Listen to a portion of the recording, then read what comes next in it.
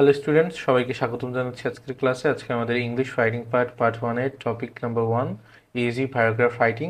আজকের ক্লাসে আমরা মাই হোম ডিস্ট্রিক্ট প্যারাগ্রাফটি খুব সহজ সাবলীল ভাষায় শিখব, যাতে করে তোমরা এটা খুবই সহজে মুখস্থ করতে পারো। আমি এখানে খুব সহজ সাবলীল ভাষা এবং বাংলা অর্থ সহ উপস্থাপন করার চেষ্টা করেছি, যাতে তোমাদের বুঝতে কোনো অসুবিধা না হয়। তাহলে চলো আজকের ক্লাসটি শুরু করা যাক। দেখো, এখানে প্রথম লাইনটি হলো my home district is Barisal, মানে হলো আমার নিজ জেলা হলো বরিশালে। আমি কিন্তু এখানে বরিশাল লিখেছি, তোমরা কিন্তু চাইলে এখানে যে কোনো জেলার নাম দিতে পারতে। তোমাদের নিজ নিজ জেলার নাম এখানে দিবে। যদি তোমাদের হয় কিশোরগঞ্জ, তোমরা কিশোরগঞ্জ দিতে পারো। যদি হয় তোমার অন্য কোথাও ফরিদপুর হইতে পারে, তাই না? যে জেলায় হোক তুমি সেখানে দিতে পারো, তোমার নিজ জেলার নাম এখানে দিতে পারো।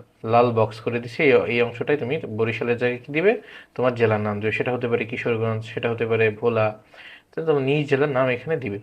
আচ্ছা, এরপরের লাইনটা একটু খেয়াল করো। এরপরের লাইনটা কি আছে? It is a very beautiful district of Bangladesh, মানে হলো এটি বাংলাদেশের খুব সুন্দর একটি জেলা।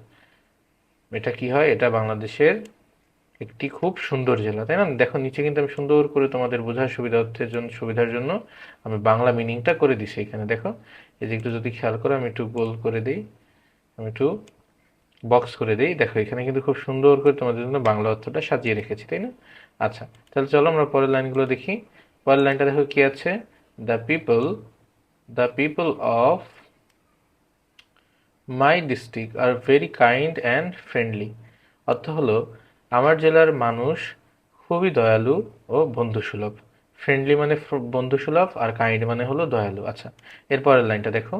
Most of them are farmers, teachers, doctors and businessman, তাই না? আচ্ছা, তাহলে এর বাংলাটা কি হবে? তাদের মধ্যে অনেকেই কৃষক, ডক্টর, শিক্ষক ও ব্যবসায়ী, তাই না? এরপরের লাইনটা একটু দেখো। There are many rivers, fields and trees in my district. আমার জেলায় অনেক নদী, মাঠ ও গাছ রয়েছে। আচ্ছা, এরপরের লাইনটা একটু লক্ষ্য করো। The weather of my district is pleasant. Pleasant মানে হলো মনোরম, প্লেজেন্ট মানে হলো মনোরম।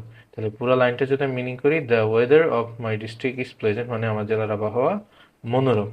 আচ্ছা, তাহলে আমাদের পেজ 1-এর পার্টটা শেষ হলো। এর পরের পেজে চলো আমরা যাই। দেখো পরের পেজে কিন্তু আরেকটা অংশ বাকি আছে আমাদের এখানে। এখানে কি হবে? দেখো প্রথম লাইনটা একটু খেয়াল করো। The air of my district is fresh and clean, মানে হলো আমার জেলার বাতাস খুবই পরিষ্কার এবং সতেজ।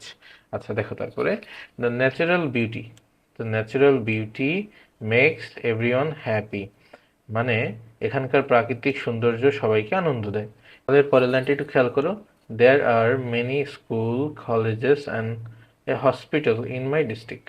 আচ্ছা, মানে হলো আমার জেলায় অনেক স্কুল, কলেজ ও একটি হাসপাতাল আছে।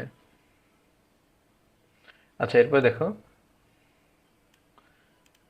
Students study here with great interest, মানে হলো এখানকার ছাত্ররা খুব আগ্রহের সাথে পড়াশোনা করে।